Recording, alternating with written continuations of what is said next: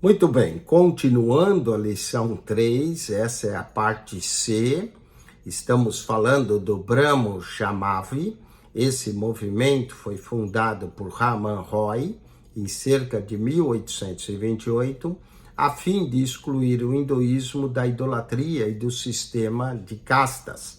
Mediante seus Jamavi, sociedade, Roy procurou reformar o hinduísmo, combinando ética cristã com os Vedas e os Upanishads. Os hindus, porém, aceitavam somente os textos da Bíblia consoantes a sua razão. Sendo assim, a razão humana e os Vedas eram colocados no mesmo nível da autoridade que as Sagradas Escrituras.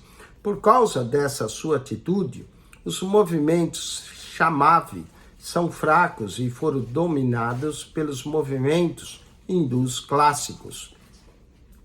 Vamos a outro período, o Sri Ramakrishna, que vai de 1834 a 1883. É outro movimento de reforma que foi iniciado pelos ensinos de Sri Ramakrishna. Depois de ouvir um sufi, um místico muçulmano, e um missionário cristão, esse homem chegou à conclusão de que todas as religiões eram verdadeiras, não passavam de caminhos diferentes para a união com Deus. Era uma crença desse movimento que Rama, Krishna e Jesus eram a encarnação da mesma pessoa. Com ele, o hinduísmo foi reavivado e hoje a missão do Ramakrishna é a ala missionária do hinduísmo. O Swami Vivekananda, entre os discípulos de Ramakrishna, surgiu Vivekananda, 1863 a 1902. Era um orador poderoso e famoso, que proclamou no mundo que todos os caminhos levam ao mesmo Deus. Ensinava que nenhum hindu deveria tornar-se cristão, mas que cada um deve assimilar o espírito do outro. Segundo o seu conceito, o hinduísmo era a única religião que satisfazia completamente. Vivekananda praticava boas obras ao ajudar os enfermos, os pobres e na educação das massas. Vamos falar agora de alguns líderes do século XX do hinduísmo. Sri Aurobindo, que viveu de 1872 a 1950, foi um intelectual que ministrava o hinduísmo com algumas ideias cristãs. Ensinava que um novo homem de mente superior seria edificado mediante a sua vinda para a raça humana. Tratava-se de outra forma do gnosticismo, a salvação pelo conhecimento. O doutor Radhakrishna, que viveu de 1888 a 1975, foi o presidente da Índia em 1958. Ele também procurou misturar o cristianismo com o hinduísmo, e por isso os líderes hindus o criticavam. Jawaharlal Nehru foi o primeiro ministro da Índia eleito logo quando a nação ganhou a sua independência em 1947. Era um agnóstico e procurava transformar a Índia em estado secular.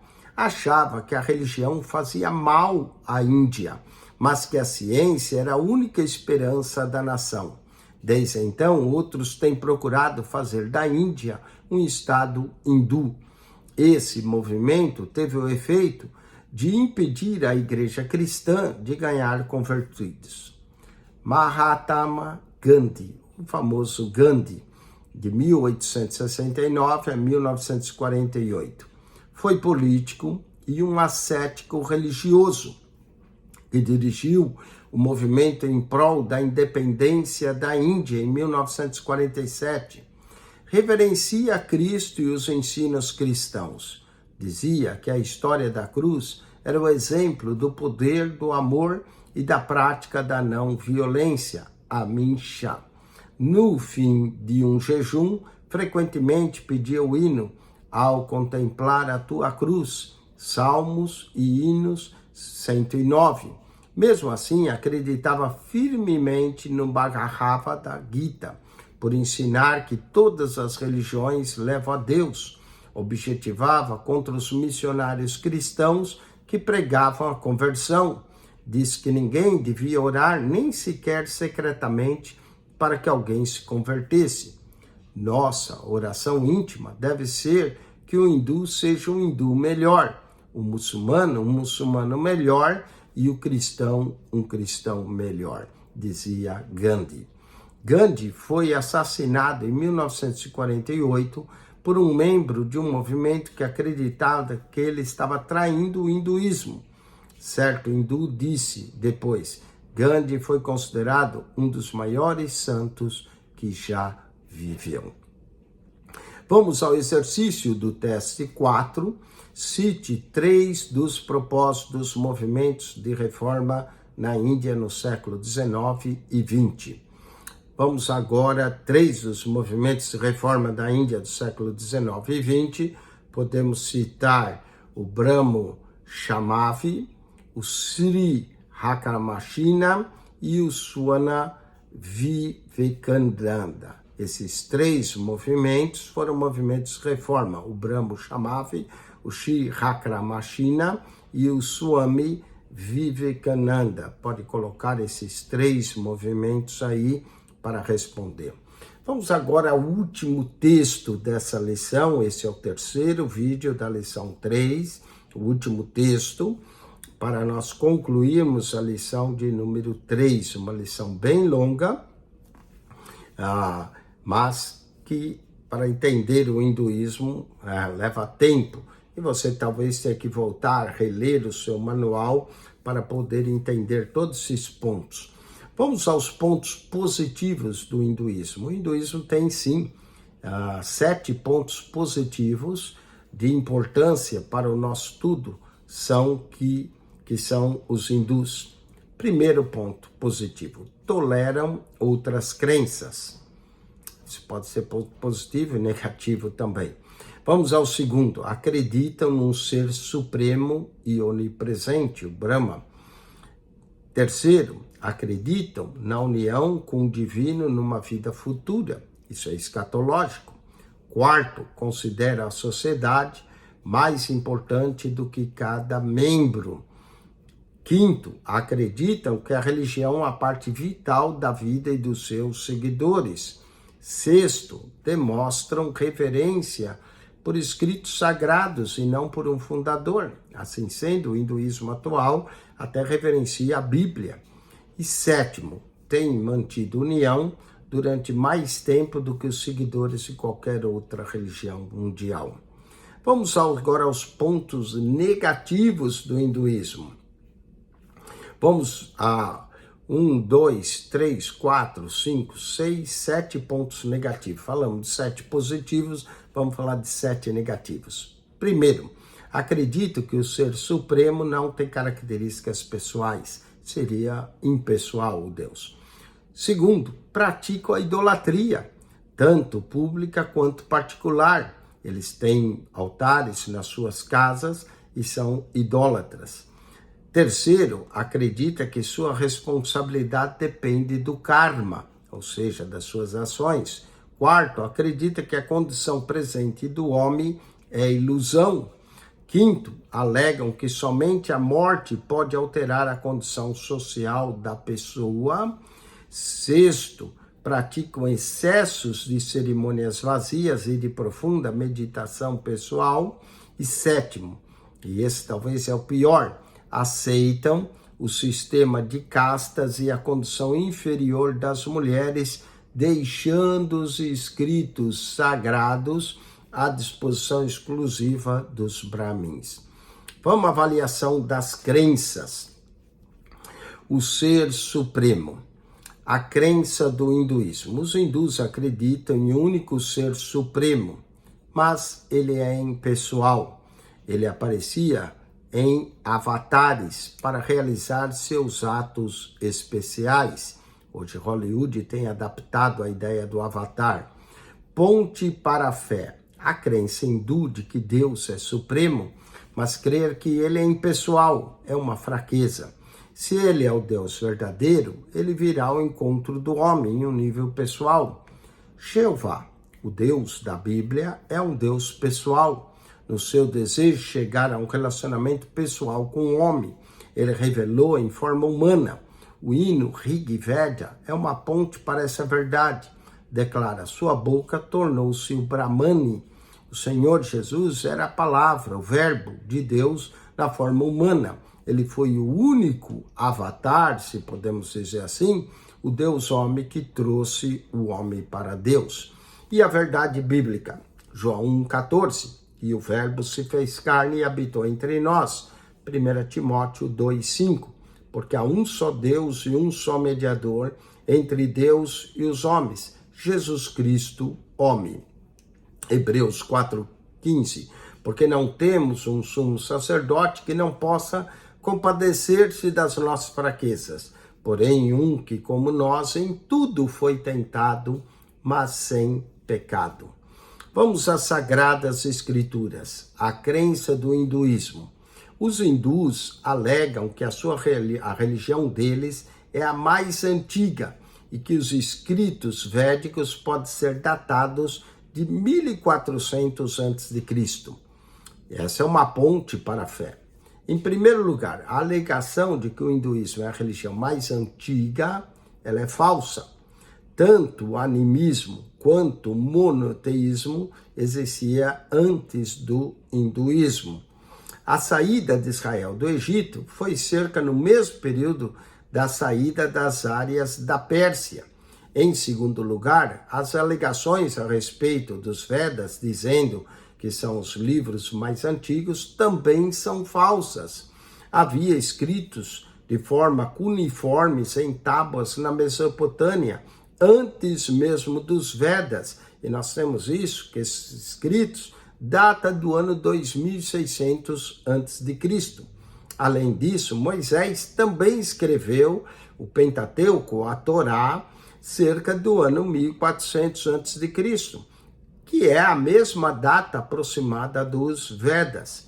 Deus inspirou os seus homens santos a escreverem sua palavra, 2 Pedro, capítulo 1, verso 21. Portanto, a palavra escrita é a expressão de sua palavra falada, que se tornou Cristo, a palavra ou verbo vivo. Vamos a algumas verdades bíblicas sobre isso. 2 Pedro 1,21, porque a profecia nunca foi produzida por vontade de homem algum, mas os homens santos de Deus falaram, inspirados pelo Espírito Santo. João 1, no princípio era o verbo estava com Deus e o verbo era Deus. Vamos à realidade ulterior.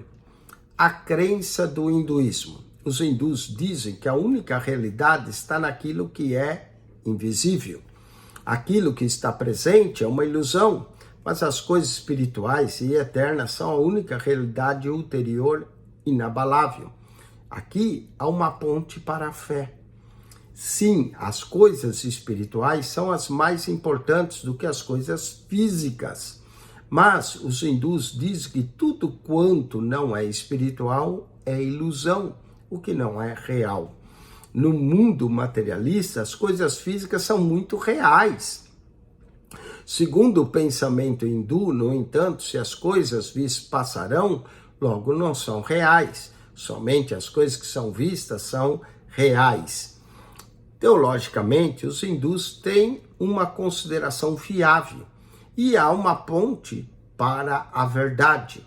E essa é a razão de nós estudarmos essas religiões, para que nós possamos entender a religião mundiais e achar uma ponte para a pregação do Evangelho. Paulo fez isso na Bíblia, quando ele foi com os gregos.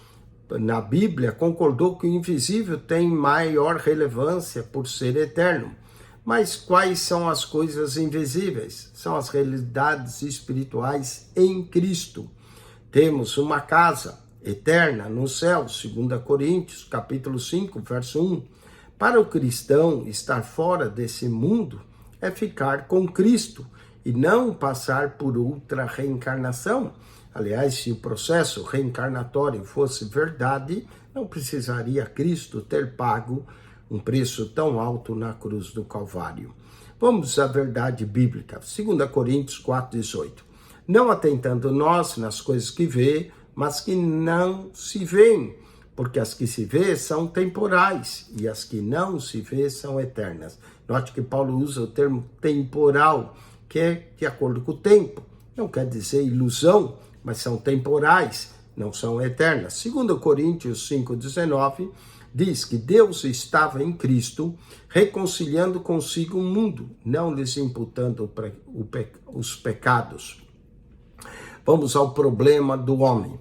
A crença do hinduísmo. No hinduísmo não há crença na culpa pessoal pelo pecado.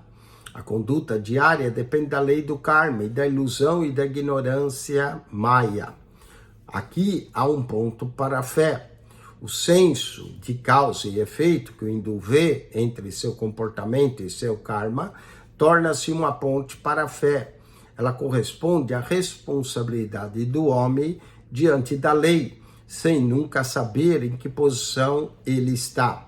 A palavra de Deus, no entanto, indica que o homem é sim responsável pelas suas ações e pode saber baseado na palavra revelada de Deus.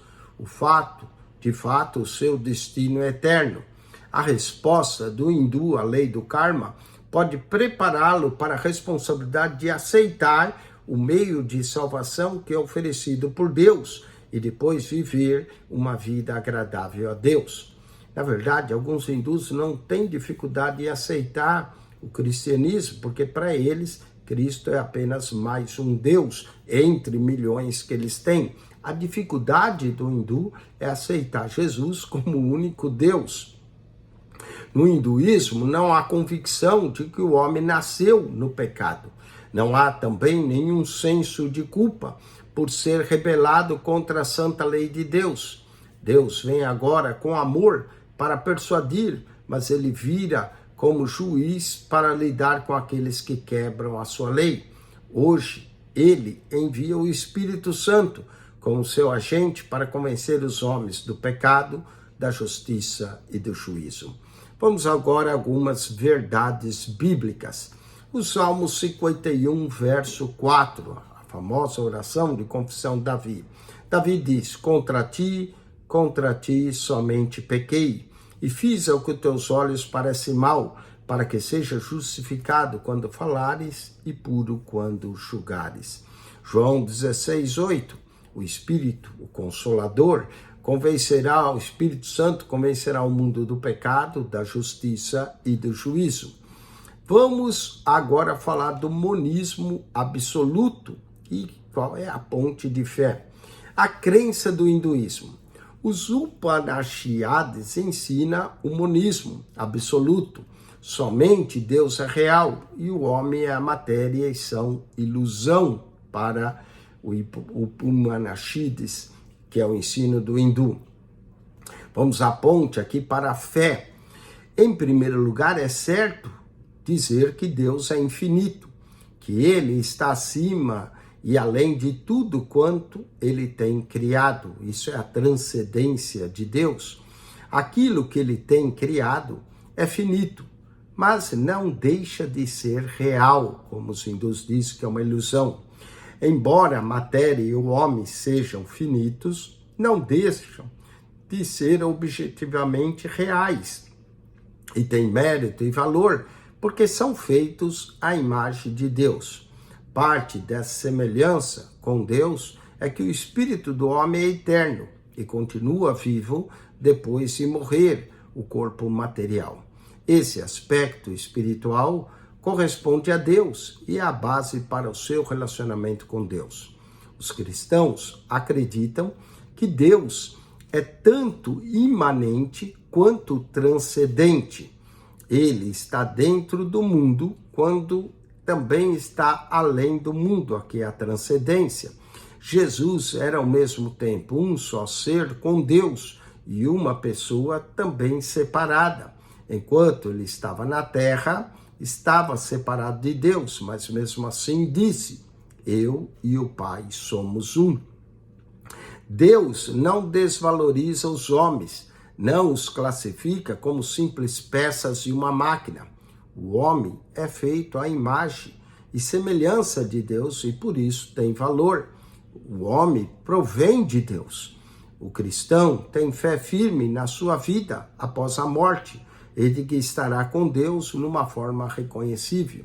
Vamos a algumas verdades bíblicas. Gênesis 1:27. E criou Deus o homem à sua imagem. A imagem de Deus os criou. João 10:30. Eu e o Pai somos um. Salmo 8, verso 4 e 5. Que é o homem mortal para que dele te lembres? E o filho do homem para que o visite. Contudo, pouco menor eu fizesse do que os anjos. E há uma outra tradução que diz, pouco menor fizesse do que Deus. João 5:24. Na verdade vos digo, de quem ouve a minha palavra e crê naquele que me enviou, tem a vida eterna. E não entrará em condenação, mas passou da morte para a vida. Vamos ao karma, a crença do hinduísmo. O destino humano é determinado pela lei da ação e reação, até ser conseguido a libertação, o mokshana, para entrar no absoluto. Cada pessoa determina na sua vida como renascerá na próxima encarnação. Vamos ao ponto para a fé. Tanto a natureza quanto a lógica sustentam o princípio do semear e o do ceifar, a lei da colheita. Mas o motivo por detrás do karma está em dúvida. Por que o hindu procura bom karma?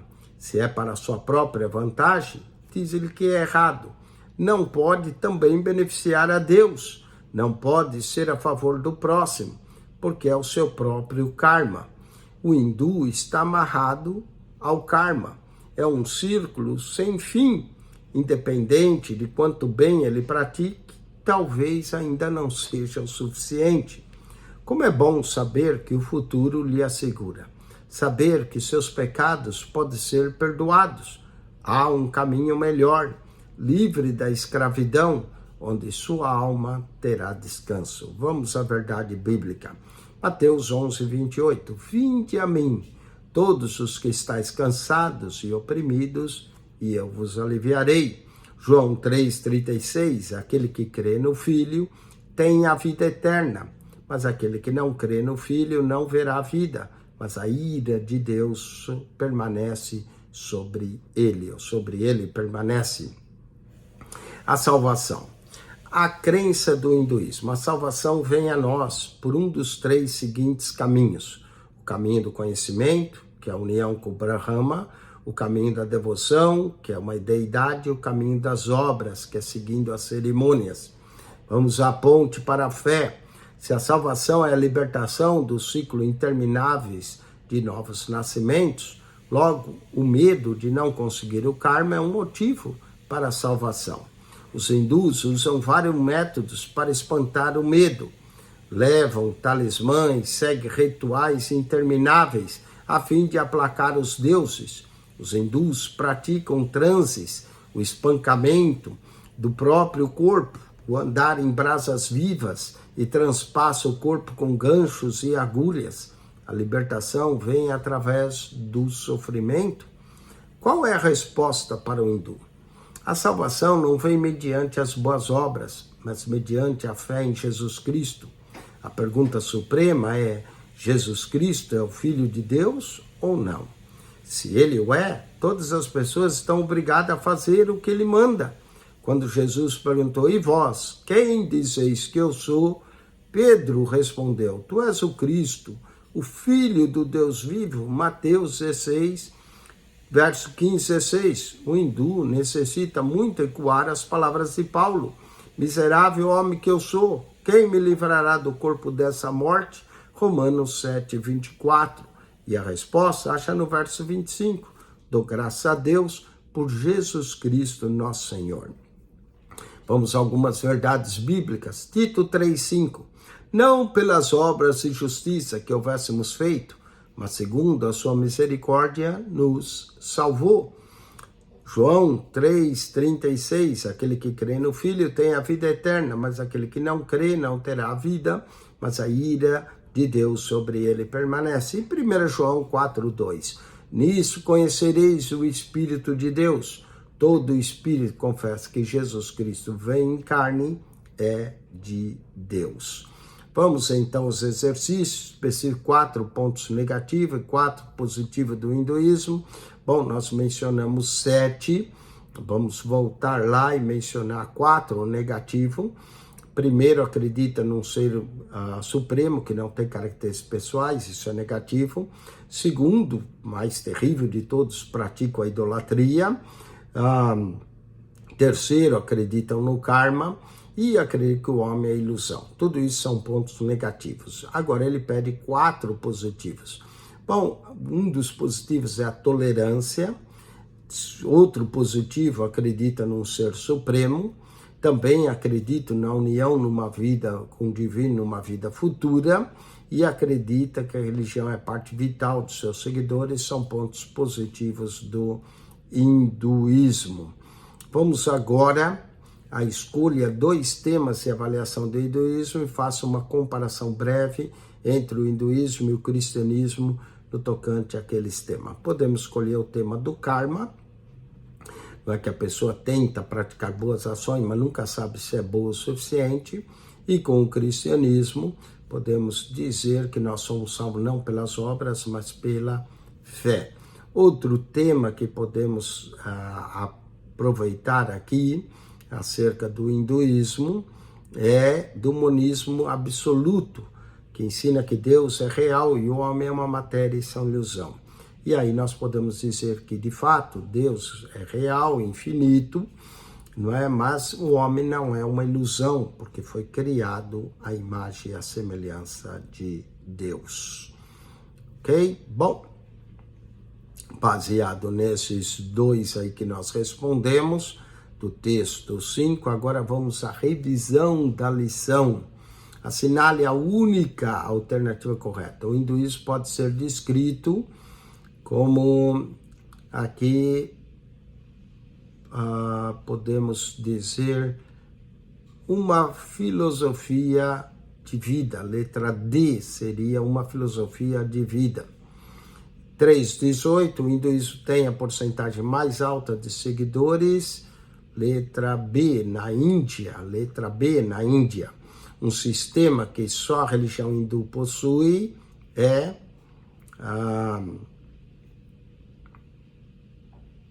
supressão da nossa sociedade sem classe. O da castas, podemos dizer letra D. O da castas, letra D. A crença hindu na deidade pode melhor ser descrita como uma mudança do...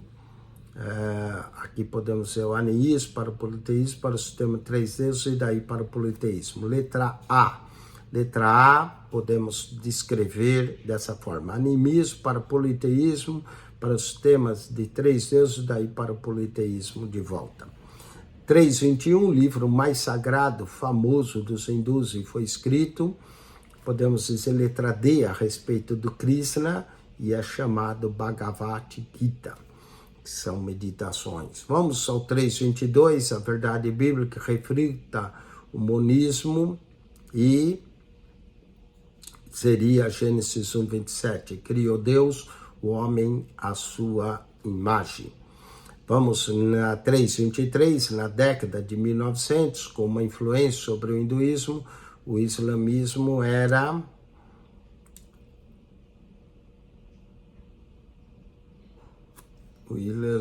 ainda era unido com o budismo.